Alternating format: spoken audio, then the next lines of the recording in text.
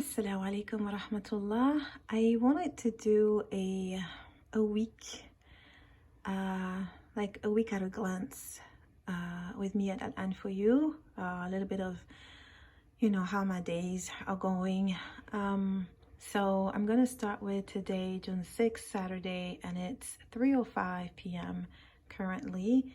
So vlogging from this Saturday, bi'idhnillah, until Saturday 13th.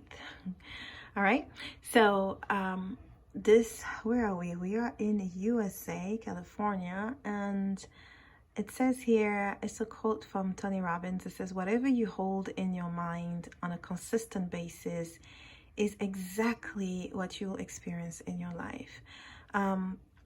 This is something that,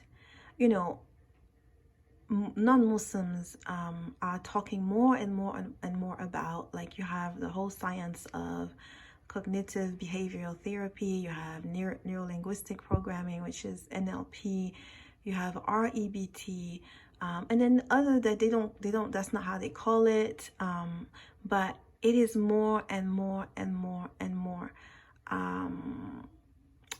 like, people are realizing more and more the impact of our thoughts on our lives. Great impact, powerful impact. And for the Muslims, for us, we know that, Allah just says, I am as my slave thinks I am. So if you think that Allah is out there to punish you, to make your life difficult, then this is what you'll experience. If you think that Allah is merciful and He is just testing you, elevating you, and He has your back, He is looking out for you, He is decreeing for you, not to you or against you, then this is what you also will experience.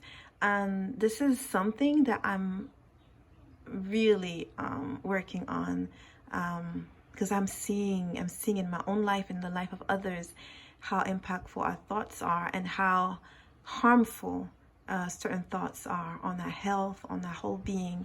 So I kind of did something about that in the inner healing course. Mashallah, it's raining. Allahumma sayyiban nafi'ah. May Allah make it a beneficial rain. Allahumma ameen. I did something about that, and so I definitely encourage you guys to look it up. It's on alandforyou.com website, and the course is called, I think, Inner Healing, if I remember. But I talk about Yusuf alayhi salam, and I talk about his trials and his mindset, and how throughout it all he kept thoughts that were helpful, not harmful. May Allah make that so for us as well. Allahumma ameen. Assalamu alaikum. Okay, so it is 3 o'clock. I didn't tell you what I'm about to do. So what I'm about to do, this is so beautiful, mashallah. Creation of Allah is so beautiful. So what I'm about to do now, usually at 3 o'clock, I do not have any classes. I don't have any classes. I don't have any coaching session or anything like that. At 3 o'clock on a Saturday, it's like, okay, I'm done. But I'm not actually done. So now what I do is I go into my my screen here that you can see, and let's say this is what happened this morning. And so I upload the recordings in the curriculum so that the students can review the lessons. So I do that for this Tajwid class. We're doing Surah Yasin. And I also do it for the names of Allah that we will start on June 13th, inshallah. So on Saturdays, those are the 2 classes that I have, the major classes that I have. I also have a one-on-one class. But what I do in the afternoon is upload these to the curriculum. Another thing that I do, that I started doing, is, for instance, if I see that there is a Tajwid rule that I've explained here that I really like, then I'm gonna try to cut that piece and maybe put it into like a Tajwid tip video. And so that takes some time, and I usually use my the app that I use for that is is iMovie, right? That's the app that I use for that. And so I will like upload this in iMovie. And so it takes time, but these are the things that I would probably be doing from like on a Saturday afternoon from 3 to maybe after time 5 o'clock. Sorry. I'm involved in admin work basically for and for you. Work that needs to be done, because at this point I'm everything. I'm the owner, I'm the teacher, I'm the coach, I'm the admin, I'm the, you know, advertising, I'm the marketing department, I'm the customer service person. So I'm wearing all these different hats, which takes time. All right. I finished the Tajwid lesson I was telling you about. It's almost 6, and I uploaded it on YouTube, waiting it to be uploaded. Just finished praying also. So as far as admin for you, I'm done. Yeah, from this point on, I'm just gonna either listen to a lecture or listen to a book, as an audible book that I'm reading right now or listening to, and just relax and do some journaling and إذا ألقوا فيها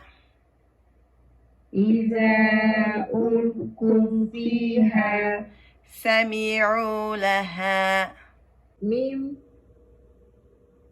فا لام. No, see again. هذه في ماله في يا زكريا إنا نبشرك بغلام اسمه يحيى لم نجعل له من قبل سميا. All right. It's what time is it? I think it's 4 something. Let me check. Oops, 4:05. I have a class at 5, new Shahada class, and I have a sister's halakha today on Zoom.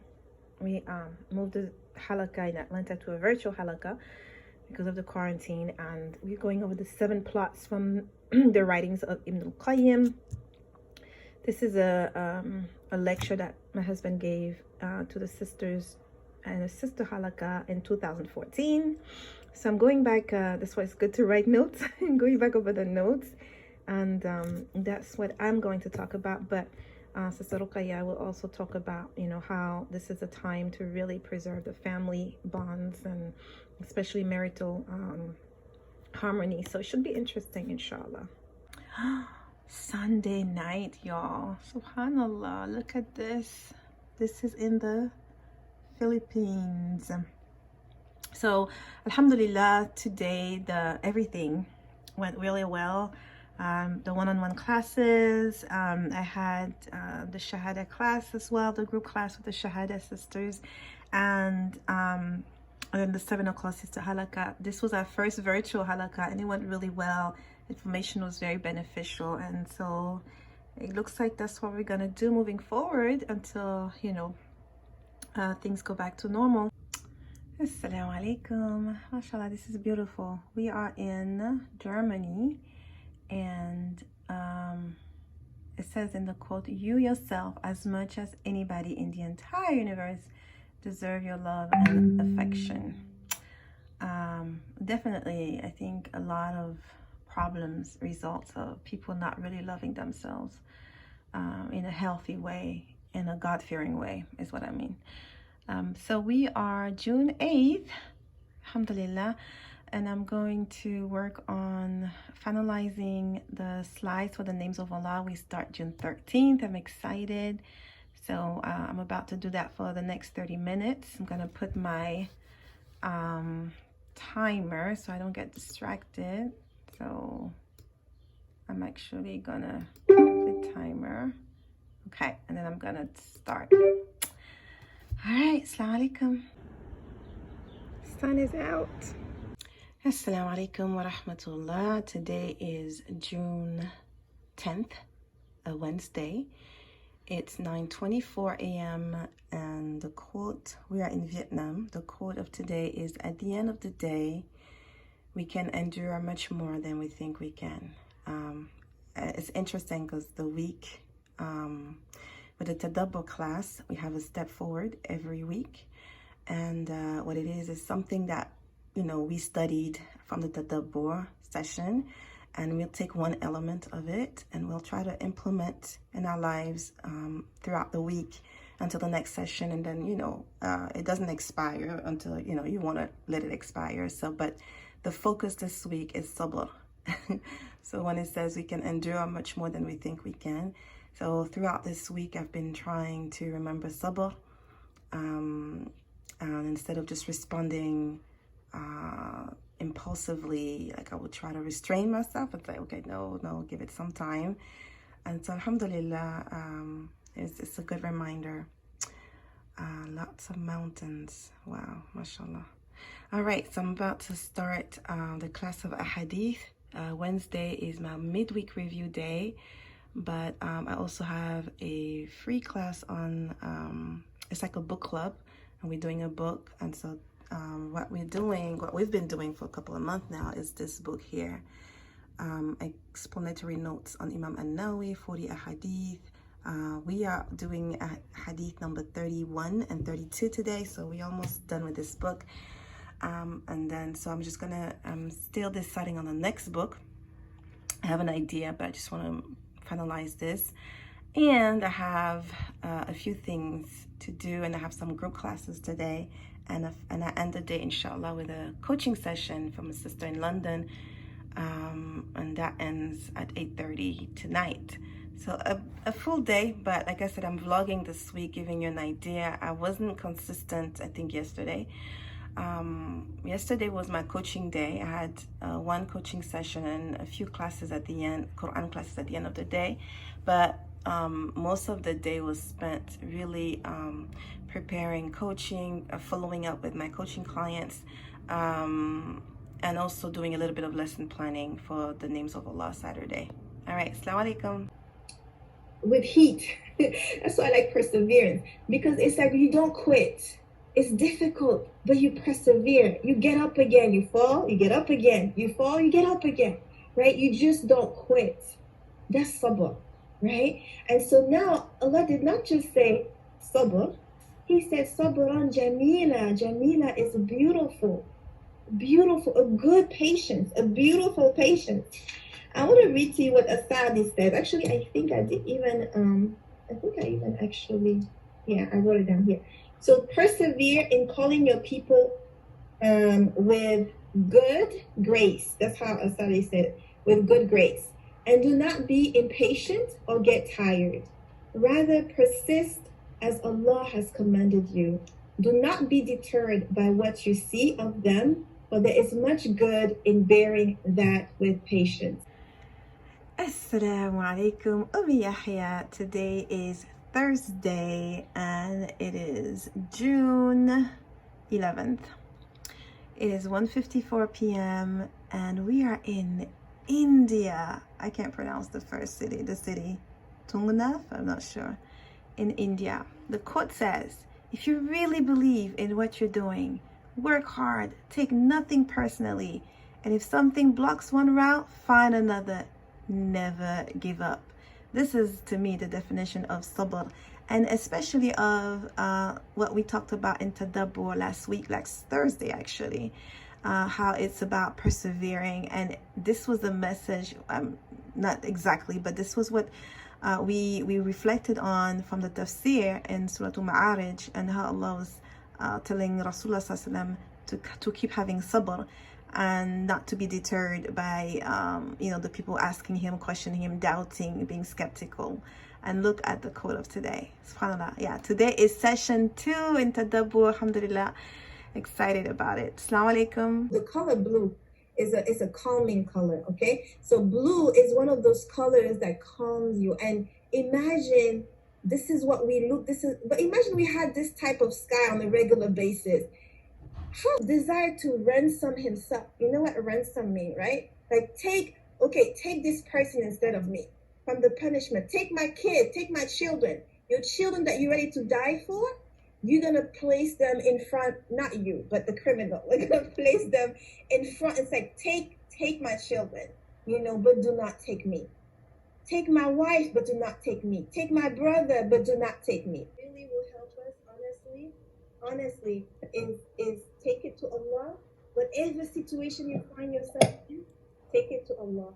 Because one, you don't have control over other people. Yeah. You don't have control over somebody, over what he listens to, over what his company is, over what the influence of it is. You have absolutely no control over that.